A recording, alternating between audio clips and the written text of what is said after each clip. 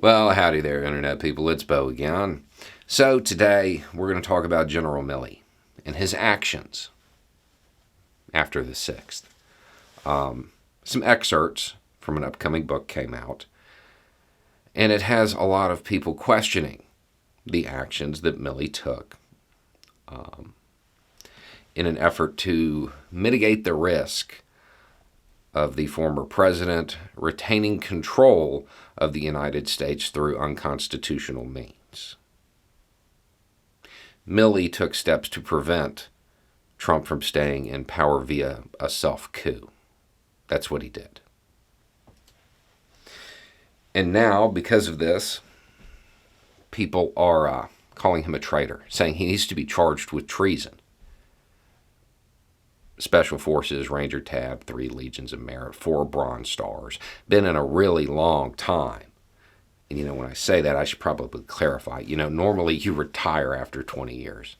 Milley could have retired a while ago. And then got a new identity and re-enlisted and retired again. He joined in 1980. He has been eligible for retirement, a nice officer's retirement. Go home and fly fish for 2 decades. Get paid the rest of his life, never have to work again. He's worked an additional 20 years. And now people who do not know what the word treason means are accusing him of it. And I say that because I hear him say they should charge him with treason. I know those are the words that came out of their mouth, but what I'm actually hearing deep down is I've never read the Constitution. Treason is a crime that is defined in the U.S. Constitution. And unless I miss General Milley levying war against the United States or adhering or giving aid to a wartime enemy, I don't know how treason is part of this conversation. See, the founders, they made that definition very narrow because they didn't want a bunch of uninformed, ignorant people to believe that treason just means doing something that the president doesn't like. The reality is, Milley did his job. He did his job. He didn't have a right to do the things that he did. He had a duty to. We made him swear that he would do this exact thing. He didn't swear an oath to the president.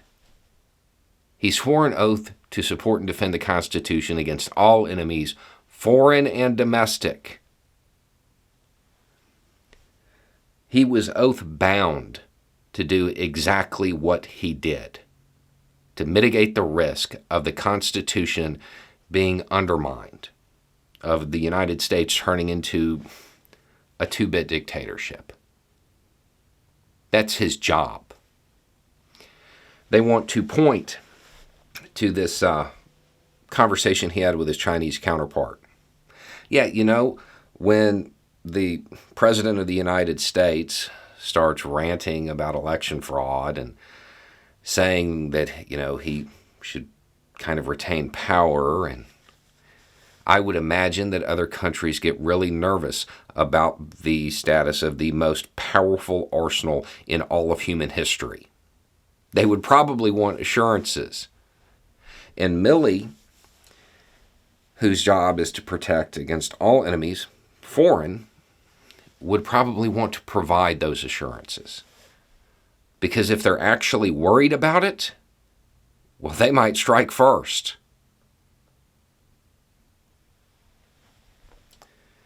Milley did his job. He did his job. And they're acting like they're surprised by this behavior. Why are we just finding out now that this happened? This isn't a surprise. He put out a memo on January 12th. I read it on the channel on January 13th. I decoded it. The memo was written in general speak, but I translated it. He said he was doing this. He said that nothing was going to interfere with the constitutional process. He was doing his job. You can punish him. You can ask for his resignation. But we all know it's a cover-up for your own failures, for those in the Senate who didn't do their duty. And now you want to pin it on him after 40 years of service. Anyway, it's just a thought. Y'all have a good day.